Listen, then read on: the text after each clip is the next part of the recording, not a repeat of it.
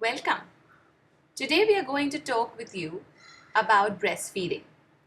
Breastfeeding is a wonderful experience and it's a great thing for both mothers and babies. All mums should definitely give breastfeeding their best shot, primarily because it's great for the baby and it's great for them as well. So let's take a look at how we can make the breastfeeding relationship the most amazing experience that you would have. Let us begin with discussing why should we need to breastfeed. Now let's start with the baby. First and foremost, breast milk is the right composition for the human baby. Let's look at it this way. A goat doesn't go to feed from a cow doesn't go to feed from a buffalo. Why then do human beings look at other mammals for milk? Just a simple example. Cow's milk has about 60% of water and 40% of fats and solubles, whereas breast milk has about 80% of water and 20% of fats and solubles. The proteins in breast milk are just the right composition for your baby's digestion. Breast milk is the only food which builds immunity. It has natural immunity building factors which are called immunoglobulins, and this helps to build up your baby's immunity and hence prevent illnesses in the first year of life. Besides the first year, immunity is also built for the rest of the life. So look at it this way. It's breast milk right now and less doctor's bills later. Breast milk is best digested by the baby and therefore it also prevents allergies. The human baby's gut at birth is not well developed, and in the beginning, if you introduce other foods, it could cause lifelong allergies. Because of the composition, breast milk is easily digestible, and this makes it one of the best foods to give to your baby. It will also help to prevent obesity. It is naturally seen that breastfed babies are leaner and thinner, whereas their formula-fed counterparts are much more plumper and heavier. This seems to relate even to later life. So I know there are slimming clinics, etc., but we definitely don't want to get our little ones into that. And the most important, it has been seen that babies who have been breastfed report a higher IQ and better academic performance than the formula-fed counterparts. Now, aren't these great reasons to look at breastfeeding as the first choice for your baby? Well, if that's not convinced you, there are some benefits for the mom as well. First and foremost, you will lose your pregnancy weight.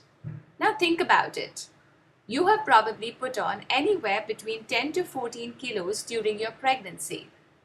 The baby is born at about 3 kilos. The weight of the placenta, the amniotic fluid, the excess blood volumes, the uterus, etc. would probably weigh another 3 to 4 kilos. What is happening to the balance 7 kilos that you have put on? This has been stored as fat cells in your body, which will be converted into breast milk. It has been noted that one session of breastfeeding can burn up to 20 to 25 calories. Now, you will probably be nursing about 8 to 12 times in a day. Imagine, you are sitting on your bed, holding and cuddling your baby, and still burning calories. Breastfeeding helps you to regain your pre-pregnancy shape. All of us are really worried about that pregnancy abdomen, which is looking really floppy and huge.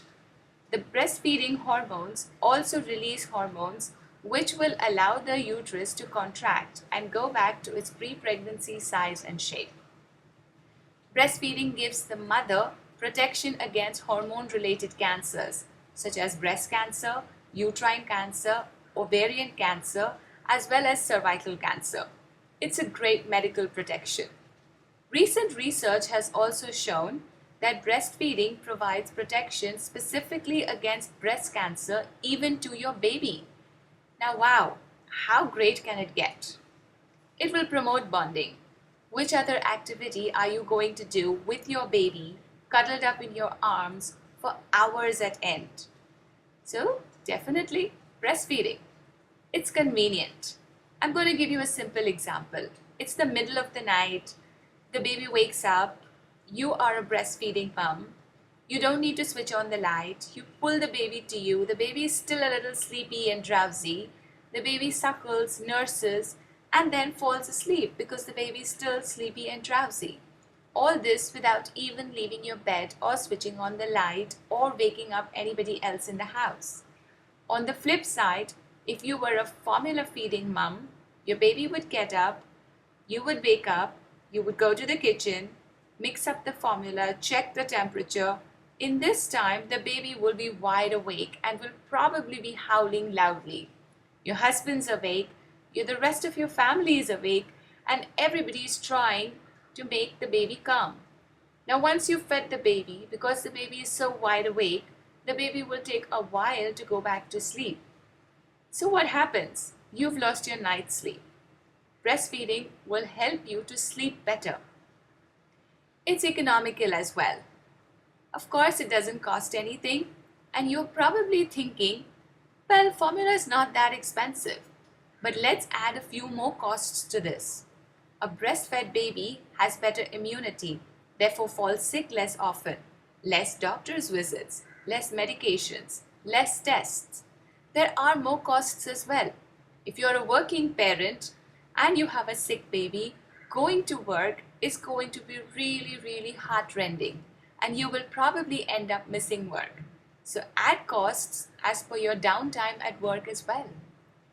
All said and done, breastfeeding is the only food which is available at the right time, right place, right quantity, and right temperature. You just can't beat the benefits. Let's get a little technical just for this slide. This is the basic anatomy of your breast. We will probably be referring to all these words during the presentation, so I thought it would be great to have you take a look at it. At the starting point is your nipple. This, remember, is only the excretion point for the milk. Then you have the areola, which is the dark area around the nipple. Now this is where the milk is going to pool. So it is important that your baby latches on to the areola. We will be discussing the baby's latch in just a little bit. After this, as you can see, you have milk ducts, and then you have alveoli cells, and each mammary gland forms a lobe of the breast which consists of a single major branch of alveoli and milk ducts that end at the nipple pore. So that's the way your breast is structured. The entire body of the breast is going to work towards the production of breast milk. I'm going to tell you this really golden rule of breastfeeding. The more you feed, the more milk you will make. To motivate yourself, it might be great if you could print this statement and write it and paste it somewhere where you can see it every day. Every time that you feel discouraged, every time that you feel breastfeeding is not going just the way you would expect it to, go back to the golden rule of breastfeeding. The more you feed, the more milk you will make. Let's look at some motivating facts. Mothers with multiple babies can breastfeed. Yes, it's true. Mothers who carry twins, triplets, can also exclusively breastfeed their babies. They don't really need formula. They don't need outside milk sources. So mothers who are carrying a single baby should definitely have no problems. Here's an interesting one and probably little known. Mothers with adoptive babies can breastfeed as well. Imagine that. You have your hormones, you have your pregnancy to support the fact that you can start breastfeeding. Mothers who are adopting and they know the date of adoption, when the baby will be coming home, they can also start the stimulation process using a breast pump, and they can also start breastfeeding, and all this without taking any medications. Breastfeeding is all about having a positive attitude.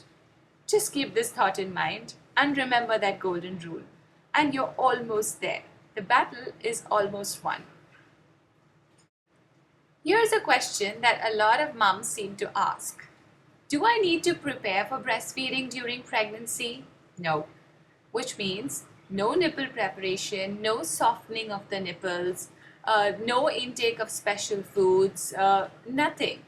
Probably the only preparation that you require is reading up and getting your breastfeeding facts right.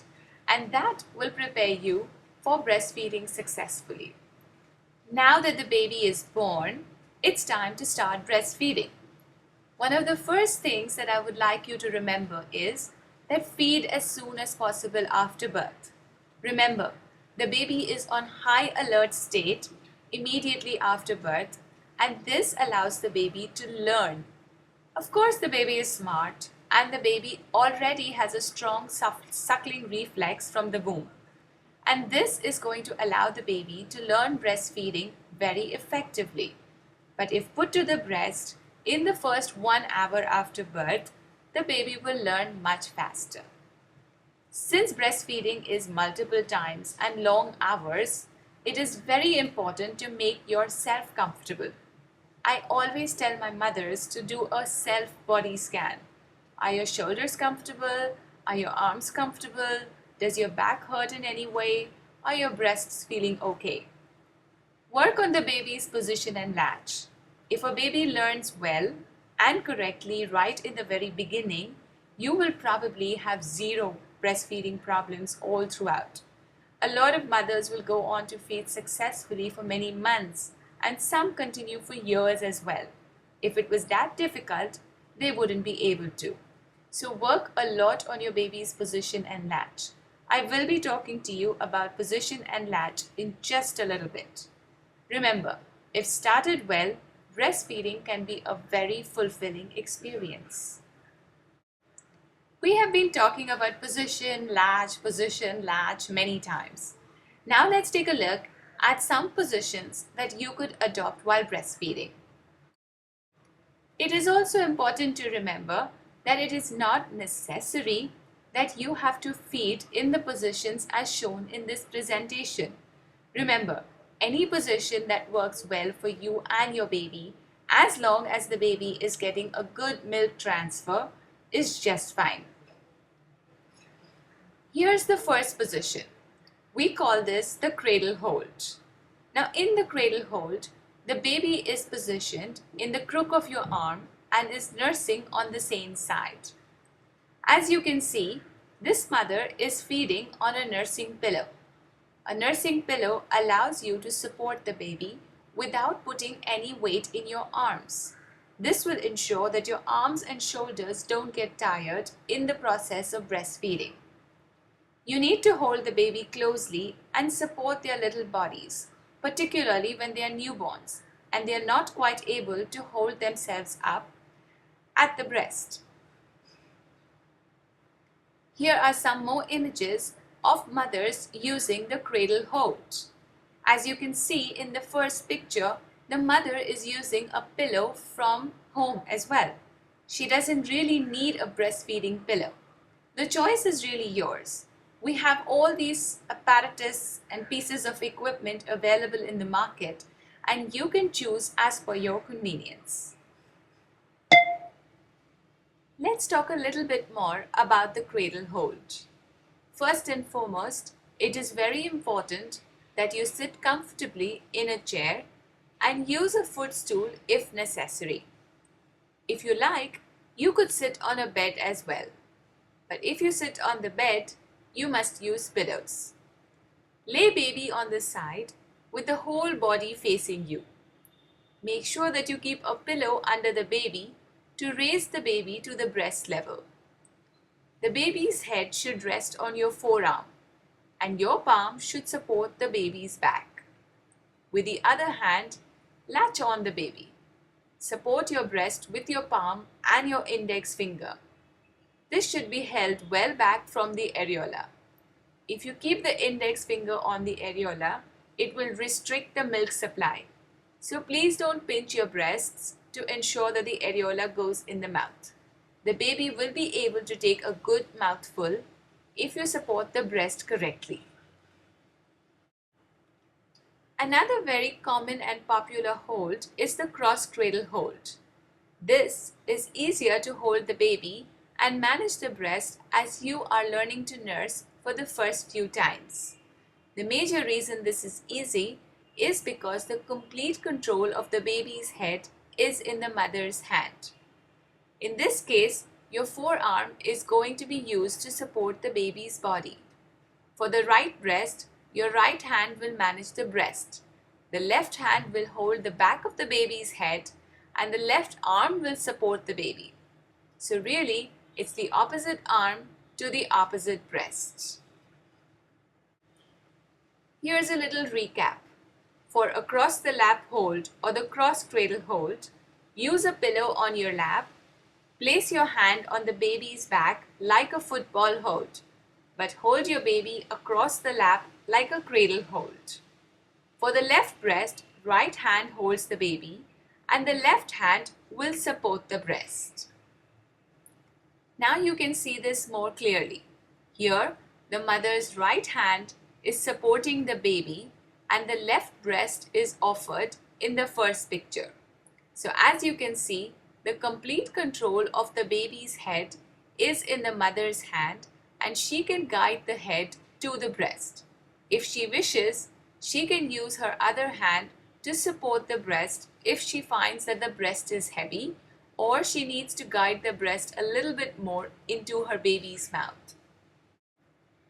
Here we are seeing another very popular hold, which is called the football hold.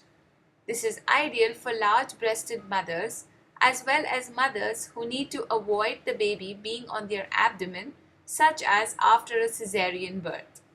If the baby is longer and their bottom is against the back of the chair or bed, this will prevent you from leaning out.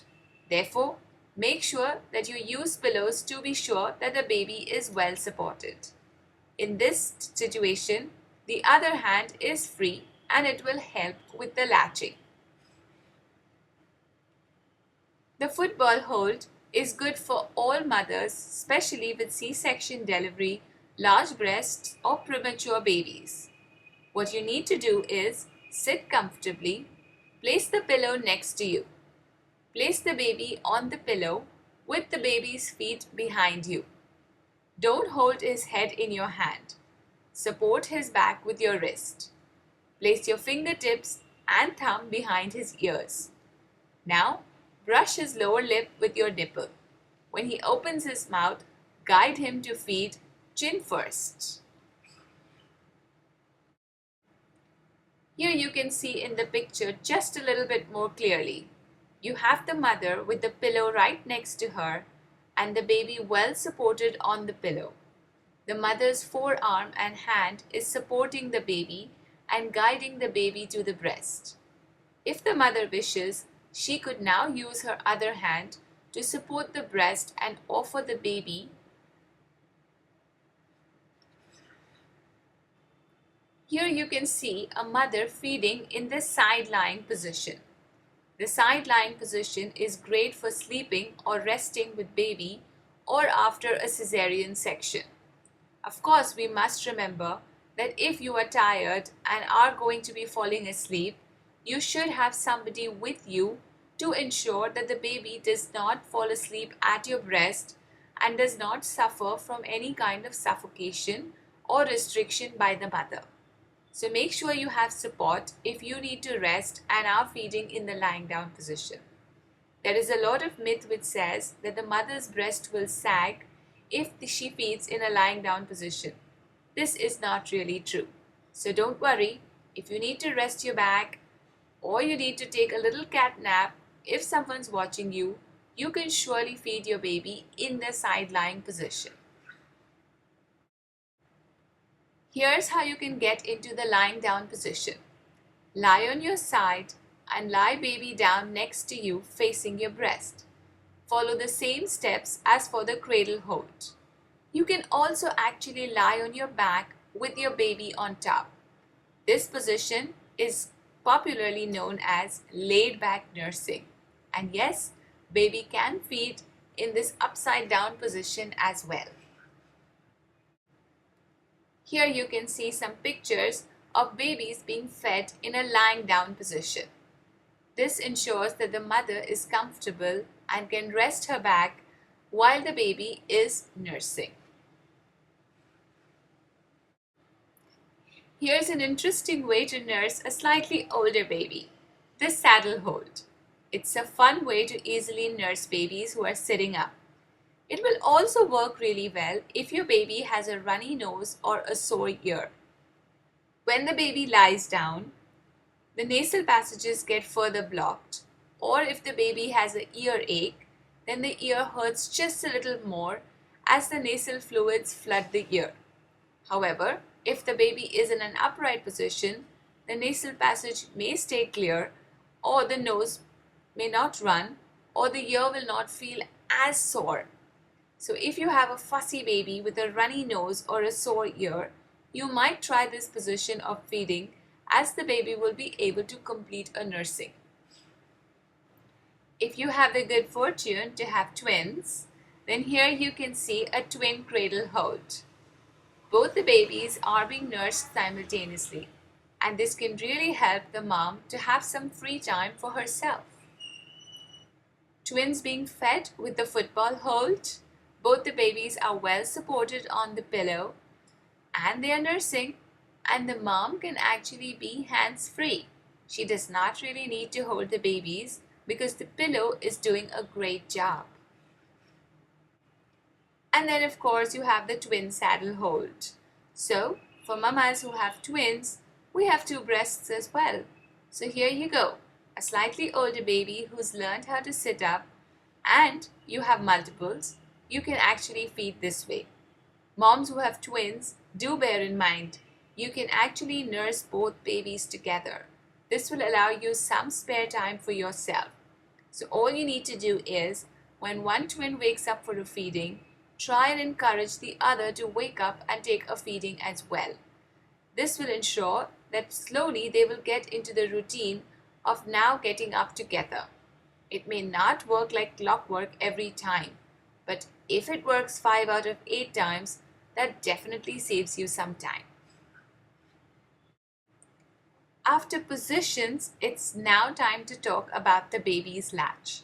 This is the second thing which is equally important in ensuring that your breastfeeding relationship is long and successful.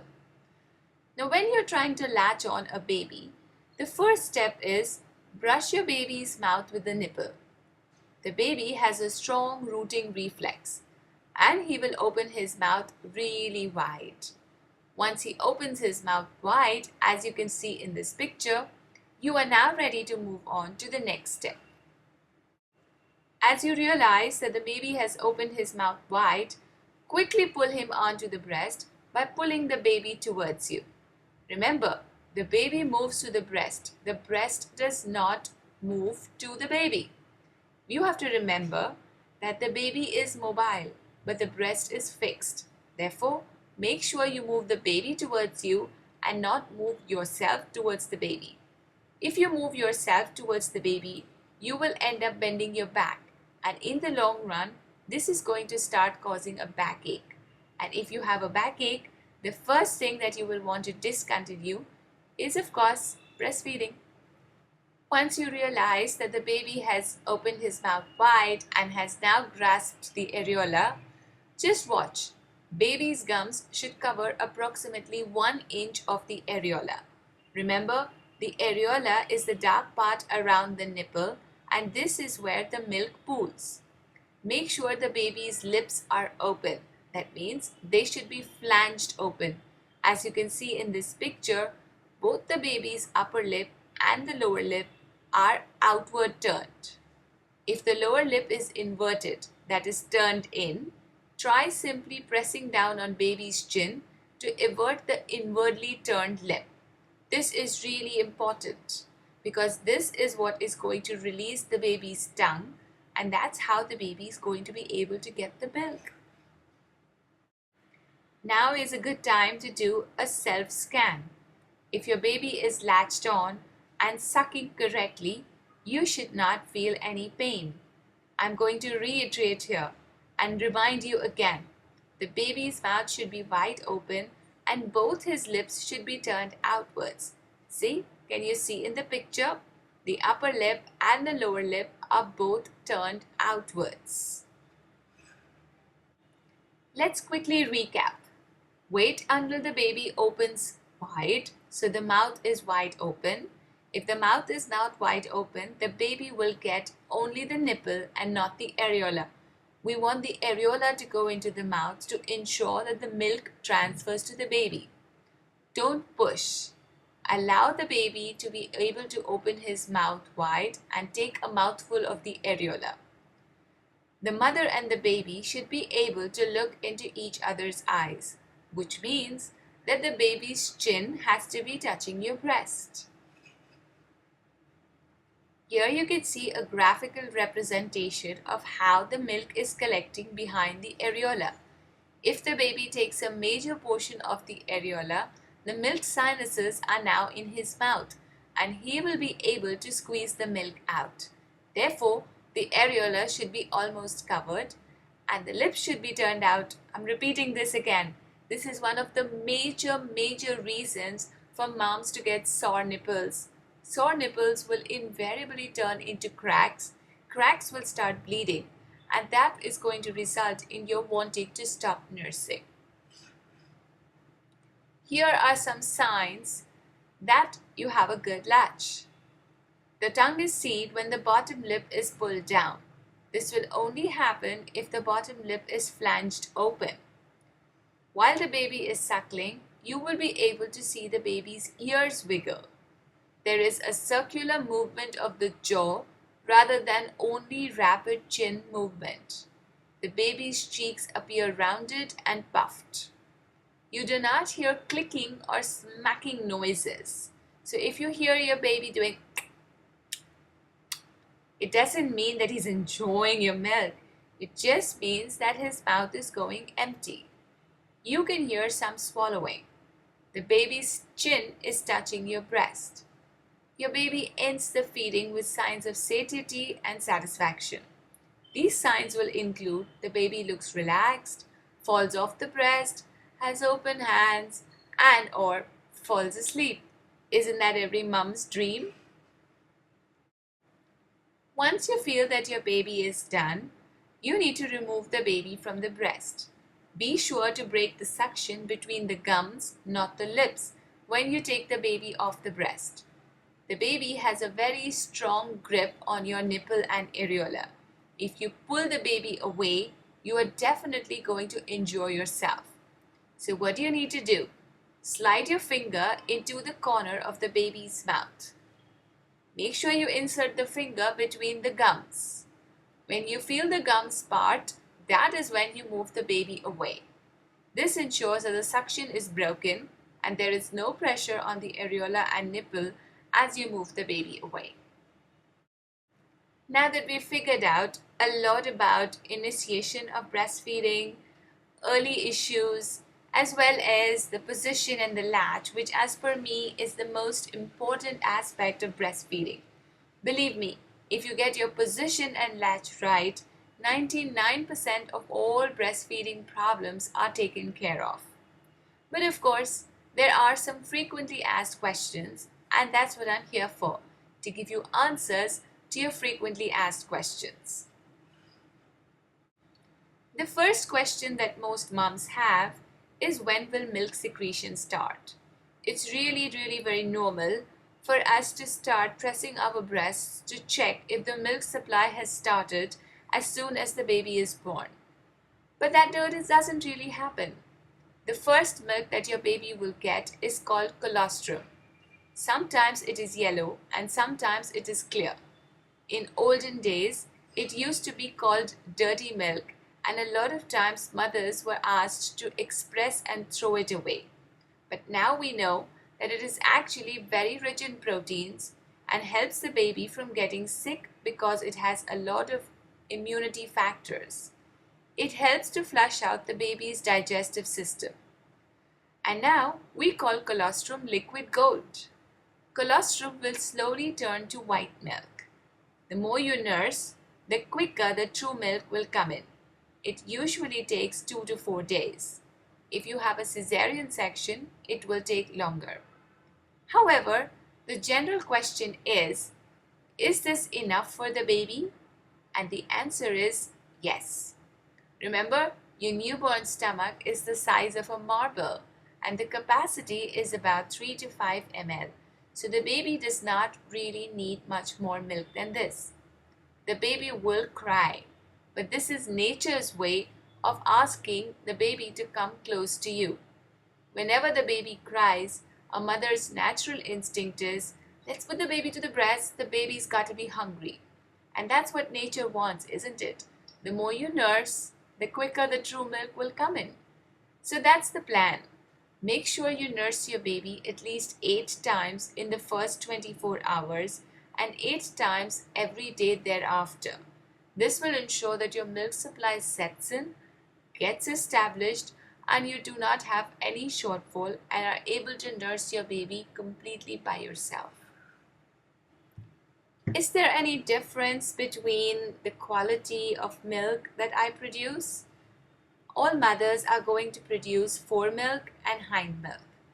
Foremilk is what comes in the beginning of every feed. It is very thin and looks almost blue. It's low in calories and fat. As the baby nurses, foremilk turns into hindmilk. Hindmilk simply means milk which is at the back and it has more fat. So what's it teaching me? If I switch sides too often, the baby may get only the foremilk. What is this going to result in? More fussy baby, green and runny stools. The moral of the story here is feed more at one breast. If I were to give you a general indication, what I would suggest is feed on the first side for as long as the baby wishes, but for a minimum of 10 minutes at least. Then, if you realize that the baby appears to be done, what you need to do is burp the baby. And then you can offer the second side. The second side is really the baby's choice. The baby may take a complete feed on the second side, may just take a little bit like dessert and stop, or may refuse to feed altogether. This would be baby's choice. But baby has got a good share of hind milk from the first breast. So that's okay. And that is what will encourage and allow your baby to gain weight, which is what is required at this stage of growth and development. This is also a question that a lot of mums have. Should I feed at one breast or 2 breasts at a time? The baby may fall asleep or stop nursing after one breast. Try to wake and feed again from the second breast. Burp. He may or may not feed again if he is really full. But do try. Now the major reason why we try is actually 2 major reasons. Let me try and explain. When the baby starts nursing, on the first breast, the baby goes suckle, suckle, suckle, swallow. And then again, suckle, suckle, suckle, swallow. Every time the baby is swallowing, along with the milk, he is also swallowing some air. When I burp the baby, the air which has collected in the stomach now escapes. So what happens? There is space left in the stomach. If I offer the second breast, this space actually gets filled up, which means that the baby may actually give you more time between feedings, a longer gap. That's not bad. You could actually get out and do something and have a life as well. The other advantage is also the stimulation. Remember my golden rule of breastfeeding? The more I feed, the more milk I make. Imagine I have to feed 8 times a day. If I am using only one breast per feed, what will happen is that each breast will get stimulated only 4 times per day. Are you with me so far? But if I were to offer both the breasts, then each breast will get stimulated magic 8 times a day. So that means more stimulation. And it brings me back to my golden rule. The more I feed, the more milk I will make. The only reason why mums are encouraged to complete a breast is because of the foremilk and hindmilk concept. So make sure you empty the first breast completely and only then offer the second breast. And how will you be able to make that out? By looking at your baby, watching the baby's cues. If you feel that the baby appears done, has definitely nursed well for 10 minutes, probably the breast is done and you could try the second breast. And of course, you'll watch the baby's diapers. Green and runny stools means the baby is getting a lot of fore milk. So make sure you increase feeding times till the color of the stools turns a golden yellow. Here is another everyday question that I get from breastfeeding mamas. Is your baby getting enough? So the answer is yes. If the baby nurses approximately 10 to 12 times in 24 hours. 8 is also good, but it has to be 8 really good feeds. The baby appears alert, content, and is gaining weight. Of course, you have to note here that the baby may lose up to 200 grams in the first few days, and this should gain back by the time the baby is about 2 weeks, that is 15 days old. While the baby is nursing, the jaws move in a steady rhythm and you hear the baby swallowing milk after 2-3 sucks. Remember, suckle, suckle, suckle, swallow. You see milk pooling in your baby's mouth after coming off the breast. The breasts feel lighter and softer after feeds. After the third or the fourth day, baby is having at least 6 to 8 soaking wet diapers in a 24-hour period. This, my dears, is the best indication that your baby is nursing well. God hasn't made transparent breasts, so we really cannot see how much milk we are producing. But input versus output, so we can definitely measure the output. So 6 to 8 soaking wet diapers in 24 hours from the 4th day onwards is going to ensure that your baby is fed well. Another concern that you mothers also have is physiological jaundice. Now the word jaundice sounds really scary because we all associate it with a liver illness. But in babies, this is something which is not so much a cause for concern. Primarily, babies get jaundice when the bilirubin levels in their blood rises. Bilirubin is a toxin which is prepared in the body. Now normally when the baby is in your uterus, your liver is taking care of this and excreting the excess bilirubin. When the baby is born, the baby's liver is not so ready and therefore the baby's bilirubin levels can rise. The levels don't really rise to alarming rates, but the baby appears a little yellow.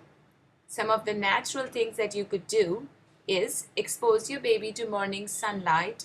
That means the entire skin of the baby should be bare and the baby should spend about 15-20 minutes exposed to morning sunlight. This will help the jaundice or the bilirubin to get excreted through the skin.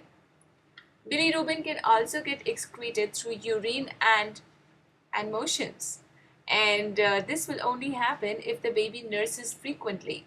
So frequent nursing is really required for babies who have physiological jaundice. One paradox here is that babies with physiological jaundice tend to be sleepy.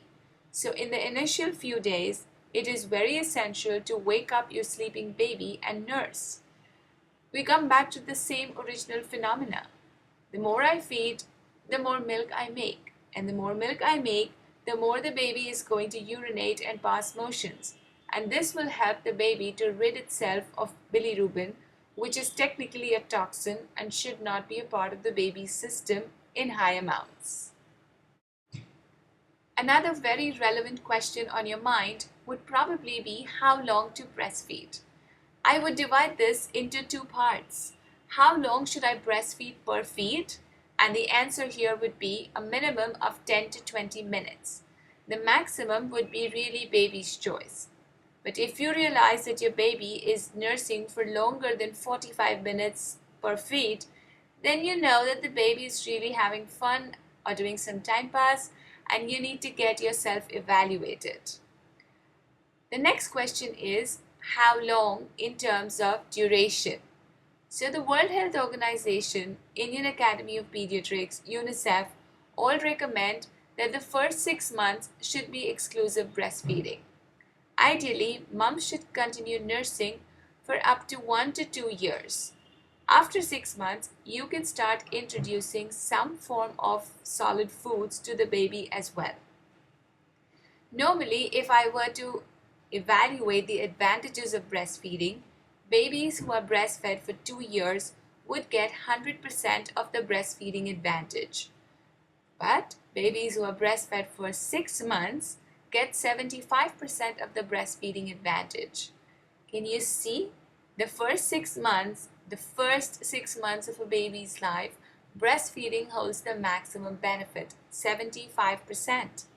The last 6 months actually has only 2%, which means that if I breastfeed for 18 months, I would give myself and my baby the breastfeeding advantage of up to 98%. If I do this for a year, it's about 90%.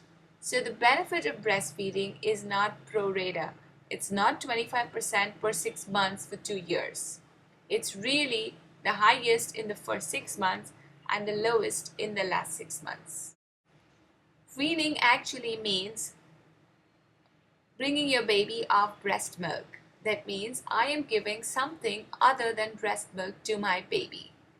The question here is when, and this would really depend on each baby. I really wouldn't want to put a mark here. Yes, the World Health Organization says 6 months. We cannot say that there is a cutoff there. 6 months, 180 days. On the 181st day, I can start giving my baby some solid. It would depend on your baby's growth and development. It would depend on your baby's needs. It would also depend on your own personal preferences. So it's really important here to look at all these things and then think about weaning. Weaning should be done one step at a time and not just following random bits of advice from 10 dozen different people. So always follow your pediatrician, or you could consult a child nutrition counselor for help in making weaning plans. How soon should I breastfeed my baby? The sooner the better. Right after birth, the baby is alert and usually can latch on. After that, your baby may sleep for 3 to 4 hours. Most hospitals will allow rooming in. After this, we will be feeding the baby on demand. But again, remember, you need to nurse your baby at least 8 times in 24 hours.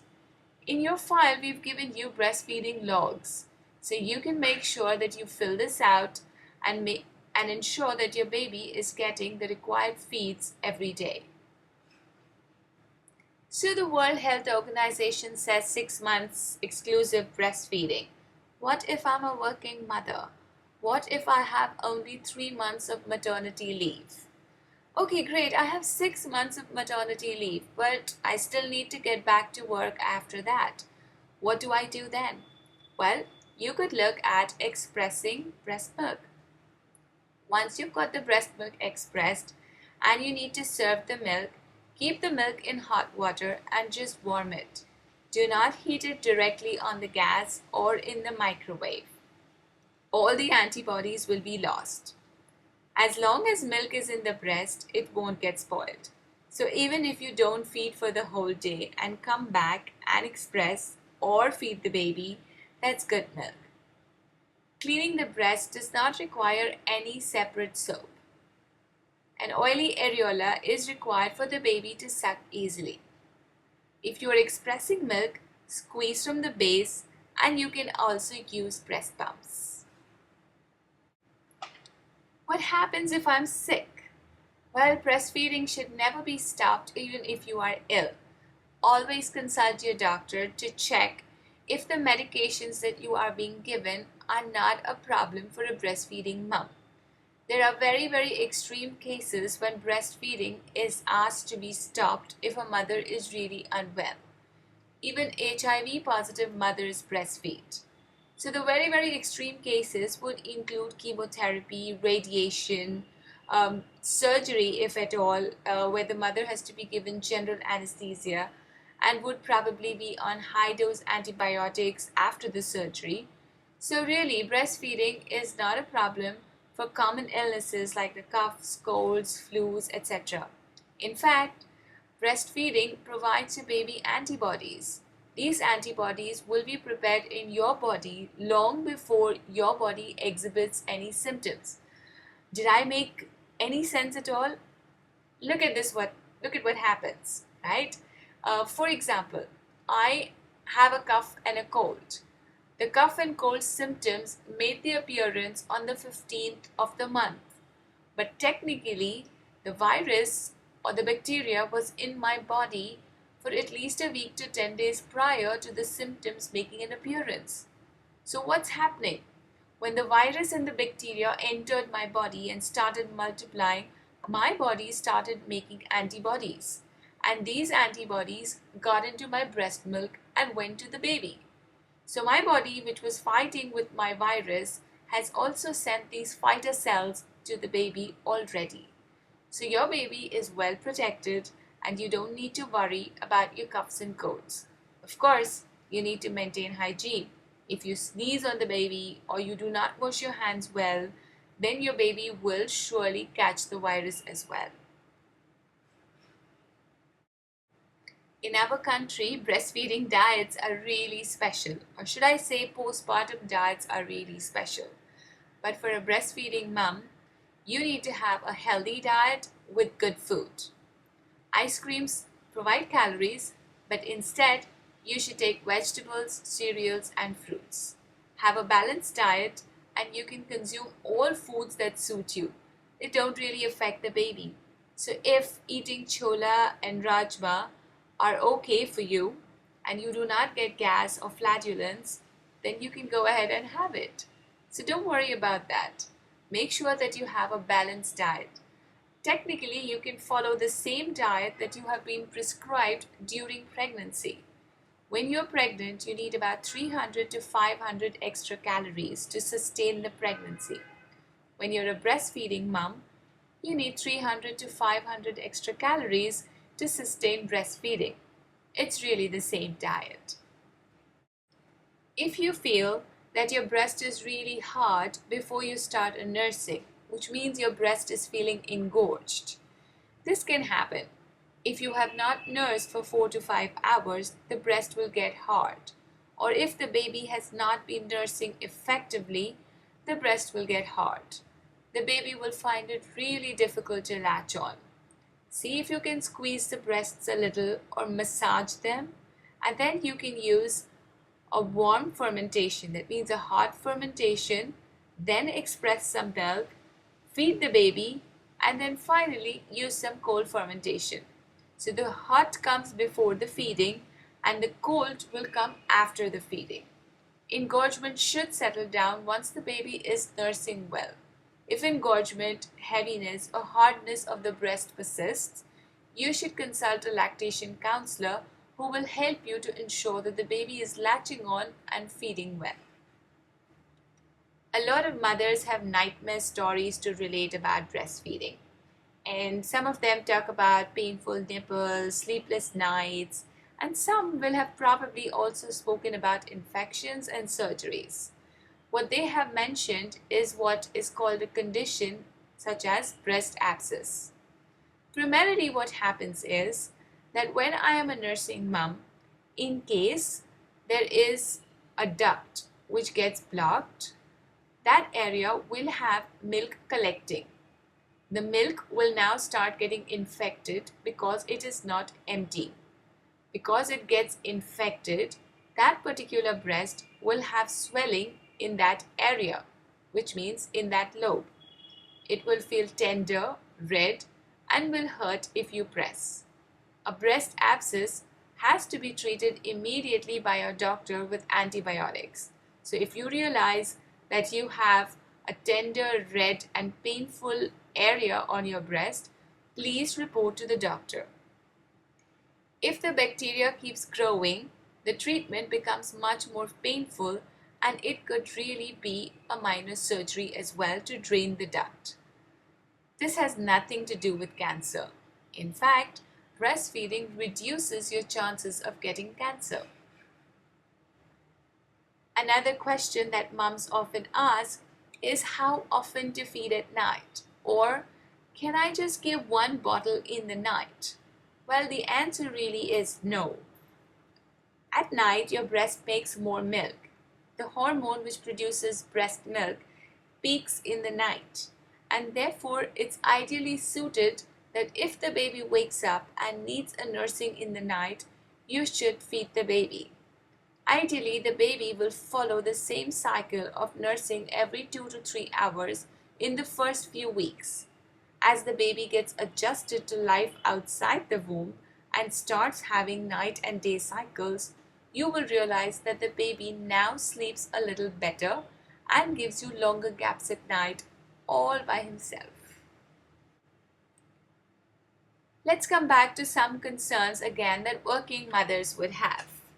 If I have expressed breast milk, I can keep it outside at room temperature for about 8 hours. The room temperature that I'm talking about is about 22 to 24 degrees centigrade. Normally, if the climate is warm, then this time duration should be reduced. It can be kept in your ordinary compartment in the refrigerator for about 24 hours. You can keep it in the freezer, that is a regular freezer, for 48 hours. If you have a deep freezer, then you can actually store breast milk for approximately 3 months. Warm by keeping in warm water and not by heating. You can use a breast pump to express anytime. What happens if my milk is not enough? $1,000,000 question. Do I have any alternative feeding options? Well, normally I would say it's not possible that your milk is not enough. If you have been following all the correct processes as explained earlier, you should be making sufficient milk. So the first step would be go back and see, have I missed something? I have given you a breastfeeding quick read as well. So look at that and see if you've missed something. However, if you still need to start something, please do consult your doctor. It is recommended that only infant formula is used. Don't use other milk, such as cow's milk, buffalo's milk, as this is not suited to your infant's stomach. Here's the grand debate: bottle feeding versus breastfeeding. Let's understand some of the pros and cons of each. When I am a bottle feeding mum, my infection rates are much higher. However well I sterilize my equipment and my bottles and my teats and nipples, I am definitely going to be breeding some bacteria, and therefore infection to the baby is much higher. Whereas at the breast, there is an absolutely low infection rate. In fact, interestingly, your breasts also make an anti-infective substance. The sole job during breastfeeding is to ensure that the breasts stay infection-free and you don't need to clean your breasts. If you were to apply any creams or lotions, only then you need to wipe your breast. With bottle feeding, bonding is limited, whereas with breastfeeding, it's at a high. In bottle feeding, there is a high probability of overfeeding. Let's face it, as mums, if our children finish 3 ounces, the next time the mum will probably make 4 ounces. And if the baby doesn't finish at least 3, the mother is panicking and trying to push the milk inside the baby. With the breast, since we cannot see what is happening and how much we are producing, there is no chance of overfeeding. In bottle feeding, there is a nipple confusion. If I'm going to keep switching between breast and bottle, I tend to confuse the baby. And this is not really right. Typically speaking, when the baby feeds at the breast, the mouth is wide open and the lips are flanged open. Whereas at the bottle, the baby has to close his lips and purse his lips. This will confuse the baby. With bottle feeding, there is extra work for the mother. You have to clean the bottle, sterilize the bottle, prepare the formula, etc. Whereas with breastfeeding, it's super convenient. Babies who are breastfed have a better jaw development. Remember, babies are born with 20 teeth, and you and me as adults have 32. Breastfeeding is done with the mouth wide open and lips flanged open. This allows for creation of more space for those extra 12 teeth. Whereas with bottle feeding, since the lips are pursed and the mouth is slightly closed, there is no space created. So more orthodontic work is required as the child grows. It's really difficult to wean off the bottle. I've seen a lot of children who are about 3-4 years old and are still addicted to their bottles. With breastfeeding, however people say that it is difficult to wean, it really is not. Because after all, if the mother is not available, the baby has no choice. But bottles, being inanimate, can be made available by anybody at any point of time. Here are some foods that you need to avoid while you are exclusively breastfeeding. Only water. Don't give any water to the baby while you're exclusively breastfeeding. Water also tends to fill up the stomach, and this is going to make the baby feel full and not want to breastfeed. Thereafter, remember this, for the first 1 year, do not add any salt in your baby's food. However boring it tastes, the baby's kidneys cannot digest it really well. Also, don't add any sugar. Any natural sugars that are available in fruits, etc. are fine, but artificial processed sugars should be avoided. Do not give your baby honey. Honey spores can cause botulism, which is a blood-related infection, and this can actually prove fatal for your baby. In a lot of cultures, it is normal to give a little taste of honey at birth. This should absolutely not be done. Please do remember this. Outside milk is also not advisable in the first 1 year. It is difficult to digest and does not have the right nutrients for the baby. Soy and soy products are also to be avoided since the baby's kidneys cannot process the protein. So remember, salt, sugar, honey, milk and soy for the first 1 year, and please avoid water while you're exclusively breastfeeding. So that brings us to the end of this presentation. I hope you've enjoyed the session and have learned a lot. Of course, I'm sure that you're going to have a lot of questions as far as breastfeeding is concerned. Remember, there are lots and lots of support people now available in our country who can actually help you with breastfeeding issues. There are lactation counselors, lactation consultants, breastfeeding support people who might actually even make home visits. So do reach out and ask for help. You of course have your email helpline and you could write to us. And if we can help you solve any of your breastfeeding concerns, we'd be more than happy to help you. Enjoy your breastfeeding experience. It's the one time that your baby is going to sit in your lap for hours on end. This phase is beautiful, but your baby will surely outgrow it. And then as a mom, and believe me, I am one, I keep looking and seeing my children grow and find it difficult to imagine the time when they used to sit on my lap and nurse. Well, this phase does pass, and our children mature and grow, so enjoy this period and have a great day.